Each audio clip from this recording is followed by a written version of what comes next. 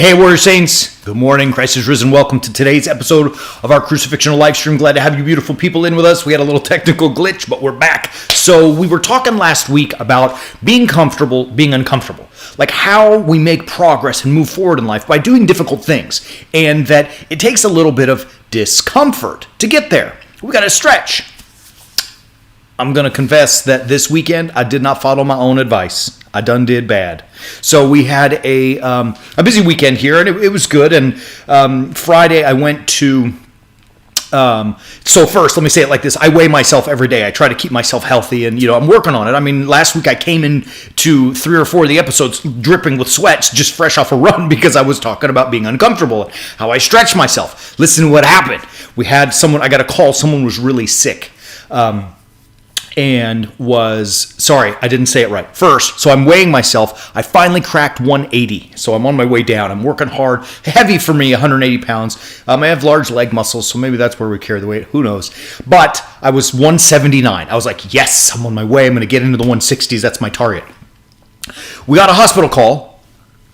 Ran to the hospital, and I had to go back to the church for a wedding. So now on the way, I kind of didn't eat a great breakfast. I was a little bit hungry, and I stopped at a place called Federico's. So those who live in the valley where we live, they know Federico's. Excellent Mexican restaurant. We love it. We go there all the time. And I ordered a 5-pound carne asada burrito that was as big as my head, and I ate almost all of it. Like, it was so good. And I sat in my office, and I ate my burrito before the wedding. And the next day, I weighed 184 pounds.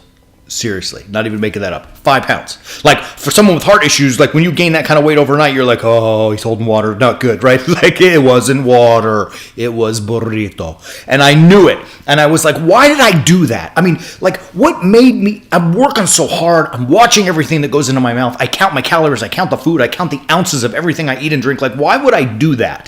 Why would I just bust through? And, like, I felt like I just wasn't being the best me. Like, it was weak, right? I wasn't comfortable being uncomfortable. And I thought about it. I was like, I started to make excuses for myself. Well, I was just so hungry because I didn't eat breakfast. And come on, man. There's 100 restaurants near our church, right, that I could have gone to that offered any type of healthier alternative. I then made excuses about time. Well, I just had to hurry and zip through. Really? Are you kidding me, man? Come on. I mean, I had almost 2 hours to kill before the wedding. There were plenty of time. I could have gone to a restaurant, ordered, sat down, and been served by a waiter or a waitress rather than just get the bag through the drive-thru window, right? All of the things that I talked about last week, I didn't do because I was uncomfortable and I didn't like it. And I decided rather than to join and embrace that comfort, I took the easy road.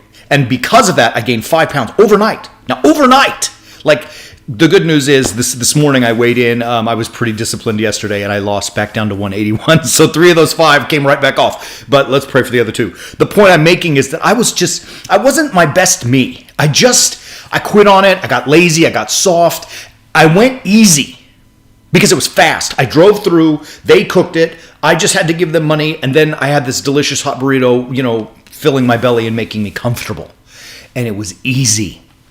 And because of that, I suffered the consequences of those 5 pounds of that burrito, right? How many of us feel like that in our life? I know that I did this weekend. And I worked hard yesterday, and this morning I did my run, so I'm trying to get back, to back under 180. But I want to know, how many of us struggle with that? Whatever it may be in your life. I mean, we all have different challenges. We all have different struggles, different obstacles that we face in life. And I wonder, how many of us actually feel like there's a better me out there? I'm pretty good, but there's a better me. And maybe I've been sandbagging it. I haven't been giving it because I've been taking the easy road. Now, if you're like me, I'm going to put this on the screen. Watch here as I pop this. This is the Lord nailed this. I mean, he knew what was in my heart, at least probably all of our hearts 2,000 years ago. In the most famous, or at least in my opinion, the very best speech of all time, the Sermon on the Mount, which comes to us from Matthew 5, 6, 7, Jesus talks at the end, towards the end of chapter 7, about the easy way. And he says the following. Let me throw it up here on the screen for you. That, when you enter, he's using the metaphor of entering a gate, enter by the narrow gate, right? It's tighter. Enter by the narrow gate. For the gate is wide and it's easy that leads to destruction. 5 pounds. Right? And many, many people find that gate because it's easy. Like, it's normal. That's what normal people do. They find the easy gate and they go in the easy road. However, he says instead, enter by the narrow gate, for the gate is narrow and the way is hard that leads to life, right? And very, very few people find it. The gate that leads to life is hard. The gate that leads towards his kingdom is not easy. And not everybody finds it. Like, normal people don't find that because they're too busy going in the easy way, the easy gate, eating burritos, right? Like, it is very clear for us to see what Jesus is saying is to be the very best you is incredibly difficult. And it's supposed to be. And I believe, you've heard me say this, I believe it. Like, we want it that way. Like, human beings want that struggle, that challenge, that grit, that grind. It makes us feel alive. But we're being sold a bill of goods by the world around us. Easy, easy, easy, easy. Quick fix. Take this magic pill. Order your food online, and Jenny Craig will send it to you. And Amazon, you don't have to go. And Carvana, and you don't even have to go haggle with the car salesman anymore. And you don't have to exercise. Just, be who you are. And if someone criticizes you for being unhealthy, they're going to call it fat shaming, right? Like, that's a thing now. Are you kidding me?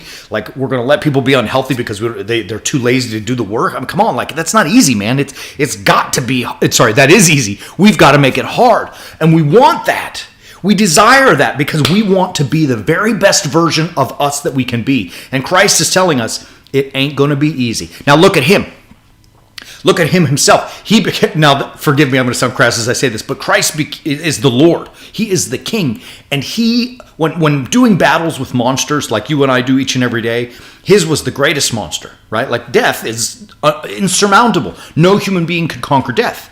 And so when Christ went to do battle with death, you have to assume it was the hardest thing that was ever done because he did it in such a way that he probably didn't have to. I mean, you imagine he could have snapped his fingers, sent 1,000,000 angels, conquered Pontius Pilate and the Romans and the Jews who were persecuting him and just been like an earthly king. But he didn't. He took the hard road. And because of that, and because of his endurance, because he went to his crucifixion voluntarily, he crushed death. The greatest of monsters was squashed. And in the Orthodox tradition, for those who may not be Orthodox, when we write an icon of the resurrection of Christ, you see him standing on top of a cross, and underneath it, the devil, death, Satan, whatever you want, they conflate him, is tied up and in chains underneath the cross and being stepped on by Christ, right? Like, he crushed it because he was willing to do the hardest thing of all time. And he says to us, look, life in the kingdom requires that you put in that same kind of effort, that same kind of grit. And so you can see that it's contra and rubs up against the world. What Christ is calling is very much counterintuitive. It's countercultural. It is an anti-statement. It is against everything that the world is teaching us about easy and comfort and all of those things, and burritos, right?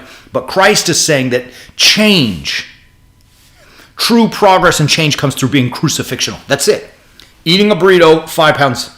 Being disciplined, 3 came right off, right? Like, you can see, it's a silly metaphor that I'm using, but the idea is there that in our lives, if you want to be the best version of you, you got to fight your monsters and you got to do it the hard way. And if you look for easy, you're in trouble. You're in trouble. It doesn't work. You'll gain those 5 pounds from that burrito. And so enter into the picture at this point, warrior saints. Enter the movement that we've created.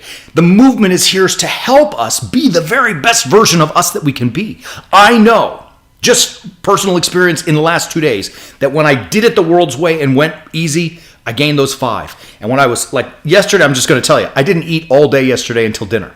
Now, that may not be the best thing we can do. It was hard. I was hungry, but I was trying it, and 3 pounds came right off. I noticed that being crucifixional and sacrificing my desire to eat more junk, that it was going to work, and it did. And so the Warrior Saints movement is here. We're experimenting and trying and struggling in our own lives to figure all this out, and we want to share it with you. That's why we exist. And so if you want to be the best version of you, and I know you do. I know that you look in the mirror those days when you look at that, what's confronting you, and you're like, oh my gosh, it may seem overwhelming. Let us help you. It's very simple. Just visit warriorsaints.org. I think it's right here. Yep, there it is. It's right up there on the screen. Enter warriorsaints.org into your browser and visit us and subscribe to the Way of the Warrior Saint. In this, we're going to give you the very best that we've got. Teaching each and every week, new stuff all the time. The library grows, and you have unlimited access to all of it that's there. And each day we add more and we add more, and we add more. So please join us. Be the best you that you can be. We're going to help guide you to do that through living a crucifixional life, taking what Christ our God has taught us and putting it in practical terms so we can manage it and implement it in our life. We're doing it. We want to share it with you, and we want you to join us, be a part of the movement. It's so simple, so simple. Please, don't waste any time. Just do it. Join the way of the warrior saying. Love you, beautiful people. Have a great rest of this day. We'll be back tomorrow, as we always are, at 11 a.m. Pacific time for our Crucifixional live stream. And until then, visit warriorsaints.org. Get on the warrior way of the warrior saint. And as always, keep walking on the way of the warrior saint.